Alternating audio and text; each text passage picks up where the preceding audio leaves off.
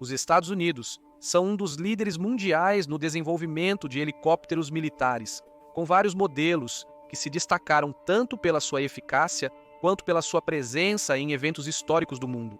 Hoje falaremos sobre um desses helicópteros, o Sikorsky 53 Sea Stallion e seus derivados, um monstro de asa rotativa que, de fato, apareceu em um filme de Transformers.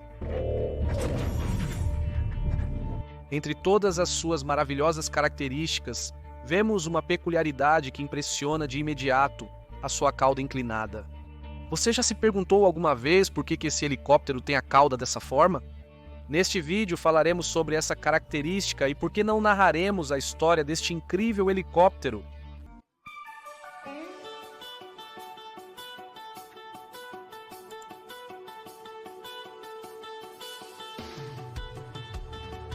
Nos anos 50 começaria a Guerra Fria. Os Estados Unidos da América eram tecnicamente os reis do mundo, com a força armada mais poderosa e a maior economia, sendo difícil enfrentá-los. Mas para liderar, era preciso estar na vanguarda. No setor de helicópteros, os soviéticos ficavam para trás. Mas em meados dos anos 50, os americanos receberiam inteligência que revelava projetos soviéticos onde trabalhavam no desenvolvimento de helicópteros.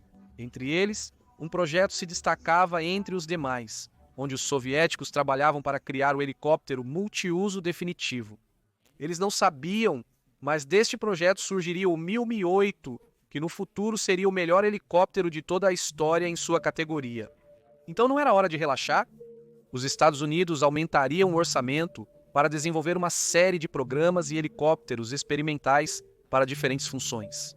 Nos anos 60, nesse mar de programas experimentais, surgiria o programa Helicóptero Pesado Experimental, ou Helicóptero Pesado, que buscava substituir os não tão antigos, mas já obsoletos HR-2S, que serviam para o transporte de carga. A Marinha precisava de um helicóptero que transportasse carga pesada diretamente para os navios e onde fosse necessário. As especificações exigidas eram um pouco absurdas para a época. 3,6 toneladas de carga, velocidade máxima de 280 km e um alcance de 200 km, e tinha que poder estar armado para missões de transporte de assalto. Em conclusão, tinha que ser mais rápido e leve que os helicópteros existentes, e além disso, tinha que combinar vários tipos de helicópteros em um. A Marinha já havia tido mais experiências nos anos 60, com o fracasso do programa vertical Take-Off and Landing, e estavam desesperados para que este programa desse certo. Para atender essa demanda, a Boeing propôs uma versão adaptada do CH-47 antigo. A Chinook Common Aircraft ofereceu um desenvolvimento do helicóptero composto britânico Farley Rotoden. E finalmente, Sikorsky ofereceu uma quimera entre seus melhores modelos.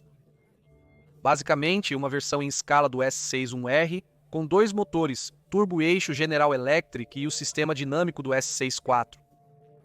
Eles chamaram de ICH-53A. A proposta inglesa do Rotterdam morreu rapidamente por razões óbvias, enquanto o Chinook modificado e o Sikorsky lutaram fortemente para ganhar o contrato. O Chinook não estava tão adaptado ao trabalho quanto o Sikorsky, mas já estava em produção em massa para o exército. Mas no final, o Sikorsky acabaria triunfando porque era mais barato de produzir e era literalmente o que estavam procurando. Assim, em julho de 1962, anunciou-se a vitória de Sikorsky. Robert McNamara, então secretário de Defesa dos Estados Unidos da América, precisou ser convencido para aprovar o Sikorsky, já que ele queria o Chinook porque, segundo ele, queria fomentar a comunidade entre o Exército, a Força Aérea e a Marinha. Mas conseguiu-se convencê-lo apenas mostrando-lhe a inferioridade do Chinook em relação ao seu homólogo na tarefa correspondente. Naquela época só havia maquetes. O Exército solicitou 4 protótipos a Sikorsky, mas após um enorme corte no orçamento do projeto, Sikorsky só conseguiu entregar 2 exemplares.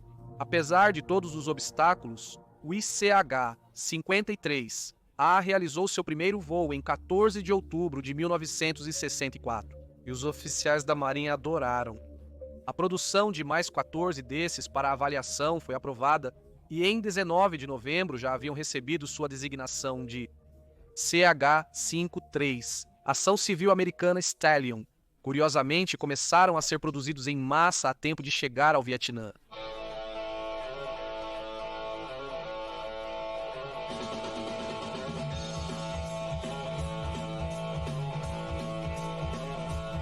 No Vietnã, em 67, esses monstros do ar provaram seu valor, resgatando muito mais aeronaves do que seus equivalentes de resgate e fazendo muito mais do que apenas transportar carga.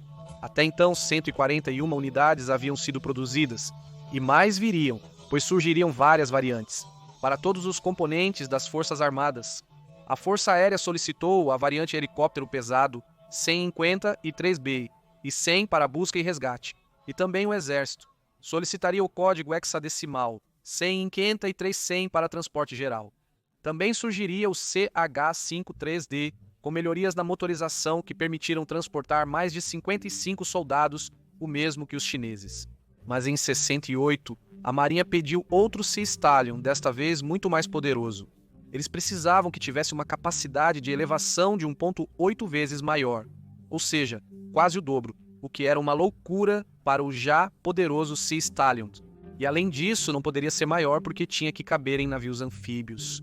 Curiosamente, o exército havia feito um pedido semelhante a Sikorsky alguns meses antes, então eles já estavam trabalhando em um helicóptero para suprir essa necessidade.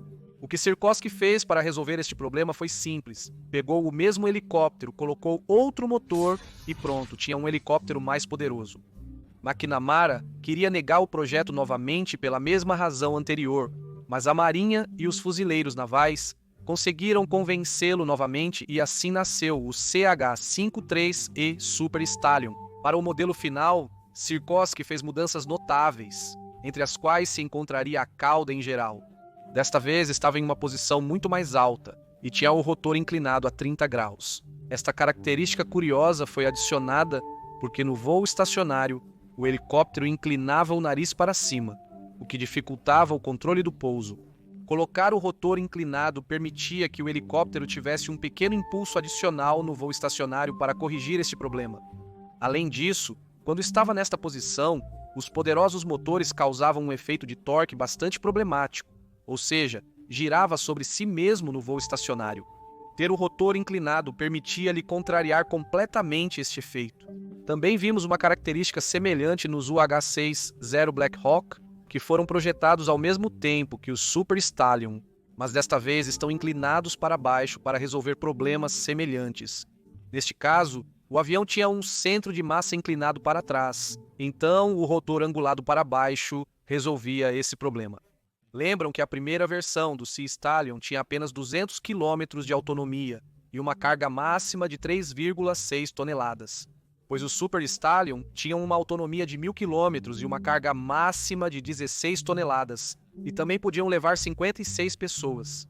Sikorsky fez todas essas melhorias do mesmo helicóptero em apenas 10 anos. Isso foi uma loucura. Os Super Stallion estiveram em serviço até 2015 e participaram de todos os conflitos americanos no final do século XX e início dos 2000. Em CH-53K, King Stallion começariam a ser substituídos aos poucos pelos CH-53K King Stallion e hoje em dia estão aposentados. No entanto, lá está o seu sucessor. Por isso ainda não é o fim do rei dos helicópteros de carga no mar e na terra. Se você gostou deste vídeo, provavelmente vai gostar deste sobre a poderosa e letal munição de colmeia. Eu recomendo muito. Muito obrigado por este vídeo e até a próxima.